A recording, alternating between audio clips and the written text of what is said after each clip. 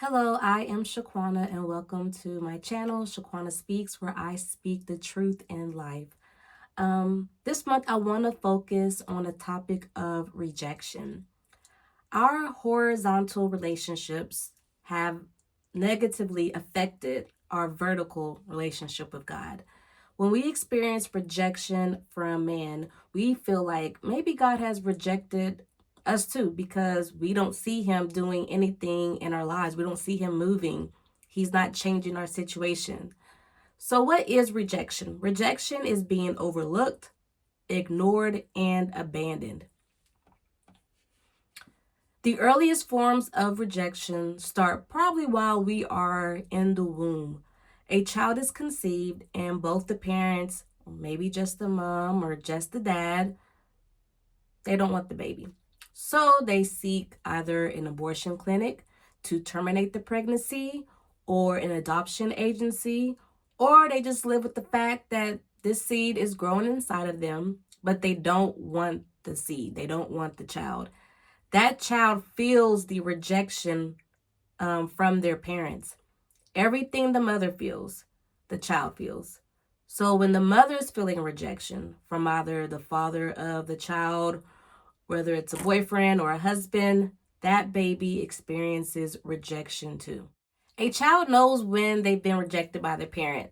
This is often seen in broken homes where there's a single parent and the other parent is outside the home, either by choice or both parents are in the house, but due to marital conflict, there's no attention given to the child, no healthy attention, being really attentive to the child's needs. And the child will start to wonder at a very young age, what did I do wrong? Why don't my parents love me? I'm just left alone to spoil. Because that's what it really means to spoil a child. It's not holding a baby. It's not always carrying them, but it's leaving them alone to their own devices. If you think about fruit, when left alone on the kitchen counter or in the fridge too long, what happens?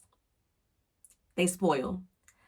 That's spoiling a child. It's leaving them alone too long, and their mind starts conjuring up everything imaginable that is not of God. So then a child matures into a teenager, and they probably face some rejection with either their middle school or high school crush, asking someone out on a date, and they're being turned down, or you thought you were going to go on a date, but that person asked someone else instead. You didn't get picked to start in the local sports team. You didn't get the lead part in the school play. You didn't get accepted into that college. You didn't land your dream job. You didn't get that promotion that they promised you. You didn't get that home you wanted because your application was rejected. Rejected by your mom, rejected by your dad, rejected by another family member, rejected by a friend, rejected at a school, rejected by a classmate, a teacher, or a coach, rejected by a coworker, a manager, rejected in the workplace, rejected not by the church, but the people in the church, that pastor, that bishop, that first lady, or that mean church mother. All of this stems from not having a secure attachment with our parents. Let's go to Genesis chapter 16. Sarai, Abram's wife, had not been able to bear children for her husband, but she had an Egyptian maidservant named Hagar. So Sarai said to Abram, "The Lord has prevented me from having children. He doesn't see fit to let me have a child. Go and sleep with my maidservant. Perhaps I can have children through her." And Abram agreed with Sarai's plan. But when Hagar knew she was pregnant, she began to treat her mistress, Sarai, with contempt. Hagar looked at Sarai as if she was worthless. Then Sarai said to Abram, "This is all your fault." And Abram's response was, "Look, she is your maidservant, so deal with her as you see fit." Then Sarai treated Hagar so harshly that Hagar finally ran away. So we have here Sarai, she's dealing with self-rejection, and Hagar has experienced rejection from both Sarai and Abram. Even us as followers of Christ, we reject Hagar when we read the story of Abraham and Sarah. Often when we experience rejection, we run. It's a natural reaction. We have negative thoughts. We put up a wall of defense. We people please. We experience anxiety, depression, and other mental health issues. We have panic attacks. We have the inability to form healthy relationships as an adult because of the rejection trauma we experienced as a child. We have low self-esteem. We become bipolar with our emotions. One minute we're up, next minute we're down. Inability to focus. We can't sit still. Chronic pain in our body. And then also feeling drained physically, mentally, emotionally, and spiritually. But I've come here to tell you that just because you've been rejected, it does not make you a reject. So do not allow that to become your identity. We can run, we can run, we can run, but we can never run away from God's presence. The angel of the Lord found Hagar beside a spring of water in the wilderness. I want to briefly talk about the difference between seclusion and isolation. Hagar isolated herself. She was detached. She was hard to reach. That's the difference between seclusion, where you often withdraw from the world to seek rest. The angel of the Lord instructed Hagar, return to your mistress and submit to her authority. You see, it was against the law in those times for a slave to run from their master. Hagar still had a job, a duty, a role to fulfill. The Lord did not leave Hagar in the wilderness alone, and he will also not leave you alone to die in your wilderness. Just like the Lord stepped in, he's going to step in your situation as well. And the angel of the Lord also said, you are now pregnant and will give birth to a son.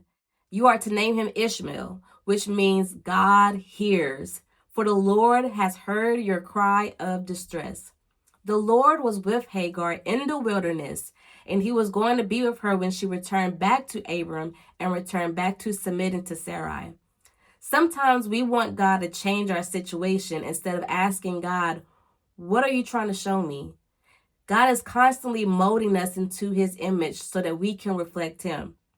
Some of us have ran away from certain places and people because of the rejection that we experience. But God wants us to have a better response rather than an instant negative reaction.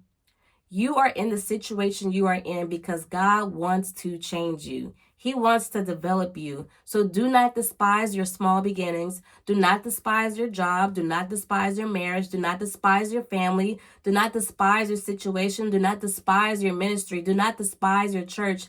God hears. God sees. He is Elroy, the God that sees.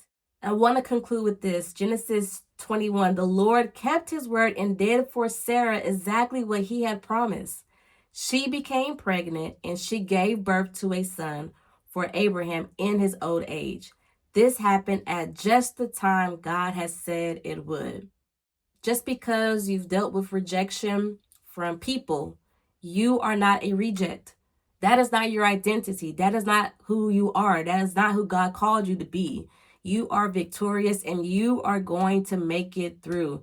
Just continue to press in, continue to stay committed to God, devoted to him, and just really continue to cultivate your relationship with him so that you are always hearing from him and always being obedient to what he wants you to do. Do not run. Do not run. Yes, Sakarediositi. Do not run. Do not run. But guess what? Even if you run, God is still there. Where can I go from your spirit? Or where can I flee from your presence? If I ascend into the heaven, you are there. If I make my bed in hell, behold, you are there. If I take the wings of the morning and dwell in the uttermost parts of the sea, even there your hand shall lead me, and your right hand shall hold me. If I say, surely the darkness shall fall on me, even the night shall be light about me. Indeed, the darkness shall not hide from you, but the night shines as the day. The darkness and the light are both alike to you. For you formed my inward parts. You covered me in my mother's womb. I will praise you, for I am fearfully and wonderfully made. Marvelous are your works, and that my soul knows very well. I pray that you were blessed by this word. And remember, You are fearfully and wonderfully made. Your identity is not found in rejection. Your identity is found in God. Stay blessed.